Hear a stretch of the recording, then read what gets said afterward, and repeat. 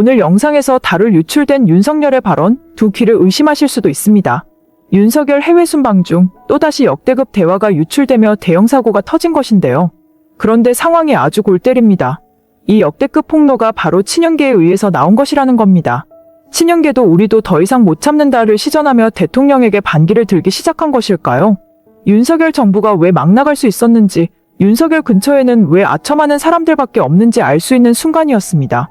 바로 어제 동아일보 단독 보도에 의하면 윤석열이 참모들에게 습관적으로 하는 말이 있다고 합니다. 네가 대통령이냐? 그러면서 4월 총선 대패 뒤에 일화가 공개됐습니다. 국민의힘 공천에서 탈락한 인사를 윤석열이 대통령실 관련직에 임명하려 하자 일부 용산 참모들 사이에서 적절하지 않다는 의견이 나왔다고 합니다. 이를 들은 윤석열은 참모에게 화를 내며 네가 대통령이냐라고 말했습니다. 이뿐만이 아닙니다. 현 정부 강요 출신 친윤계 인사는 더욱더 디테일한 일화를 폭로했습니다. 2022년 인수위원회 시절 인사 문제와 관련해 공개적으로 의견을 얘기했더니 윤석열에게 전화가 왔다며 윤석열이 혼을 내며 역시나 네가 대통령이냐, 네가 날 가르치려 하느냐라고 말했다고 합니다. 결국 친윤계들은 대통령에게 깨질까봐 뭔 말을 못한다는 겁니다. 동아일보 보도에 의하면 윤석열은 참모들로부터 듣기 싫은 소리를 들으면 화내는 스타일이라는 말이 여권에서 돌고 남이 해야 한다고 조언하면 일단은 안 한다는 게 여권 핵심 인사의 얘기였습니다. 이런 고집불통 윤석열 앞에서 직언을 할 용기가 있는 참모가 있을까요? 대통령실 참모 출신 여당 인사는 장관들이 보고 때 대통령의 화에 쩔쩔 매는 걸 보고 그건 훈장이라고 얘기해줬다고 했습니다. 줄줄이 폭로가 쏟아졌는데 다른 여권 인사의 증언에 따르면 윤석열과 명태균 육성 통화가 공개된 뒤 한동훈은 당의 친윤 중진들에게 대통령이 이 문제에 대해 국민들에게 자세히 해명해야 한다는 얘기를 대통령에게 전해달라고 부탁했다고 하는데요. 그러나 중진들의 반응은 이랬습니다. 무슨 얘기를 들을지 몰라 못하겠다. 또한 윤석열에게 의대 증언 문제에 대해 유연한 접근을 조언하자 윤석열은 네가 신문 보고 하는 소리냐? 신문 보지 말라고 얘기했다고 합니다. 네가 대통령이냐? 신문 보지도 말라. 날 가르치려 하느냐? 윤석열이 입에 달고 사는 말이었고 이러니 윤석열 주변에는 아첨꾼들만이 득실거리는 것이었습니다. 어떻게 이런 사람이 대통령이 되었을까? 이직들에게 분통이 터집니다. 충원하는 사람은 전부 내치고 사탕발림하는 인간만 옆에 두고 싶어하니 나라가 이 모양인 겁니다. 네가 대통령이냐는 말은 국민들이 진정 윤석열에게 묻고 싶은 말입니다.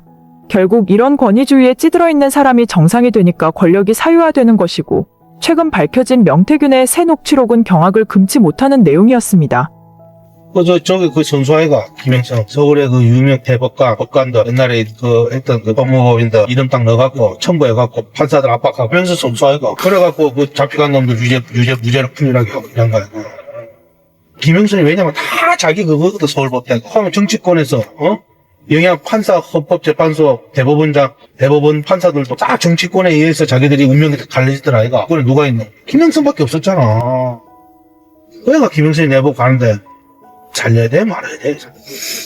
자기가 부탁을 해야 되거든 가서. 왜냐하면 이 판사에 영향을 직접적으로 줄 수 있는 사람들 있잖아. 섭외를 해요 저 사람은. 저 판사에 대해서 김영선이가 분석을 해요. 그래갖고 거기에 맞게끔 저 사람 사법연수원 동기가 누군지 걔한테 영향을 미치는 누군 사람이라서 판사도 사람이라서 전화 한 통 딱 집어넣잖아. 그러면 어디서 전화 왔는가에 따라서 막 정리해.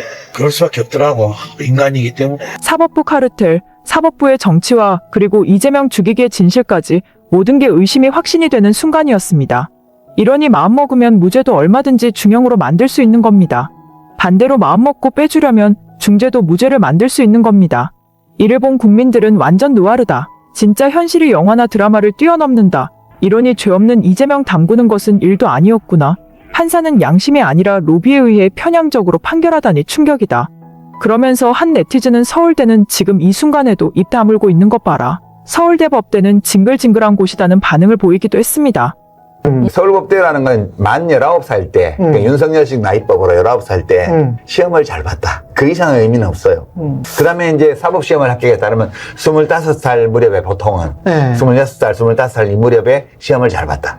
그 이상의 아무런 정보도 갖고 있지 않아요. 인격적으로 더 훌륭하다든가 애국심이 강하다든가 이런 지표는 전혀 안 되죠. 판사 검사하다가 나와서 정치하는 사람들 보면 좀 끔찍하지 않아요? 야, 저런 사람들이 검사를 하고 판결을 했단 말이야? 믿어지지 않을 정도로 끔찍하잖아요.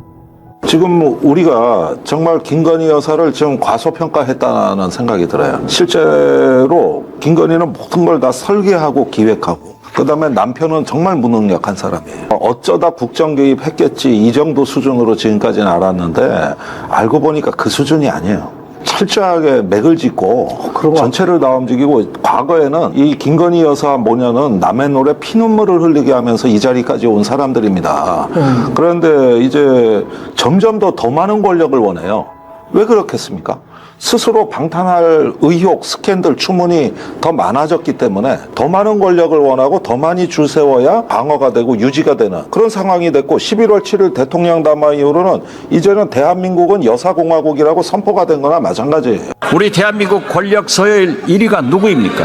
글쎄요, 우리나라의 민주공화국의 권력 서열 1위라는 게 있을까요? 그런데 우리 국민들은 네. 김건희 대통령, 윤석열 영분함 하면서 권력 서열 1위가 김건희라는 소리가 들려오는데 총리는 아직 못 듣고 있어요? 저는 그거는 완전한 가짜 뉴스고 선동입니다. 국정 도도처처에서 김건희 여사 그림자가 어른거립니다. 왜 김건희 여사 앞에만 쓰면은 여당도 검찰도 경찰도 권익위도 방통위도 감사원도 자가만 집니까? 왜 자가만 집니까? 대통령께서 여사만 싸고 돌고 있기 때문 아니겠습니까, 여러분? 김 여사가 예. 여전히 주변 지인한테 말을 많이 하고 있는데 자살 예방하고 개 식용금지 내 임기 끝까지 내 의제로 지고 가겠다 이런 말을 한답니다. 어떤 분들이 나오셔가지고 아니 대통령은 뭐 괜찮은데 여사가 마치 이렇게 너무 드러내고 편하게 행동해서 그런 거 아니냐. 그런데 그게 아니에요. 본질은 우리가 기호 2번 윤석열 후보라고 하는 포스터를 보고 찍었지만 그 포스터 뒤에 윤건희 후보가 있었다는 겁니다. 그렇기 때문에 이것은 김건희 개인이 이렇게 설치시느냐 아는 거냐 그게 문제가 아니고 처음부터 이것은 윤석열을 앞세운 김건희 정권이었다. 당신은 더 이상 우리의 대통령이 아니다. 어제 연세대 교수 177명이 발표한 시국선언문 제목입니다. 윤석열 대통령 퇴진을 요구하는 대학 교수들의 시국선언이 계속 이어지고 있습니다. 어제는 동국대, 연세대, 한신대, 이화여대 교수들이, 그전엔 성공회대 교수들이, 그 전날에는 중앙대와 전주대, 경북대 교수들이 시국선언을 했습니다. 지금까지 시국선언을 발표한 대학이 전국적으로 60곳을 넘었습니다. 한국작가회의 소속 작가 1056명도 지난 18일 대통령 퇴진을 촉구하는 시국선언을 했습니다. 한국작가회의 작가들의 시국선언은 50년 전 유신에 항거했던 100일 선언의 뜻을 잇고 있다고 밝히고 있습니다. 하루하루 들불처럼 번져가는 시국선언은 지금 대한민국이 얼마나 심각한 민주주의 위기 상황을 맞이하고 있는지를 극명하게 보여주고 있습니다.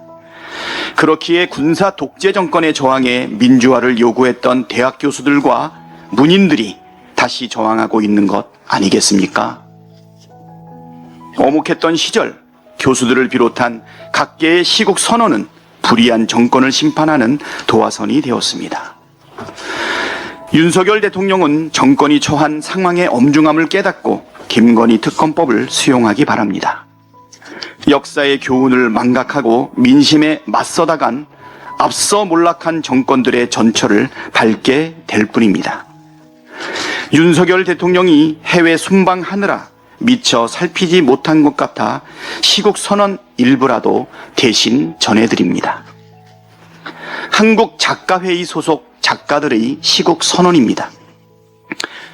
도대체 어쩌다 우리의 나라가 사이비 종교지도자, 여론조사 조작 협작군, 식민가해국 일본을 조국으로 삼을 기세인 자들과 자국의 이익이 우선인 극우에도 미치지 못하는 허접한 세력에게 포섭되었는지 그 괴이한 서사는 수십 권의 책으로 써도 모자랄 것이다. 연세대 교수들의 시국 선언입니다. 망할 것들, 권력이나 쥐었다고 자리에 들면 못된 일만 꾸몄다가 아침 밝기가 무섭게 해치우고 마는 이 악당들아, 나 야훼가 선언한다. 나 이제 이런 자들에게 재앙을 내리리라. 거기에서 빠져나갈 생각을 말라. 머리를 들고 다니지도 못하리라. 재앙이 내릴 때가 가까웠다. 불의한 권력에 대해 성서는 이처럼 준엄한 경고를 내렸다. 그런데 우리는 과연 정의로운 권력 아래 살고 있는가?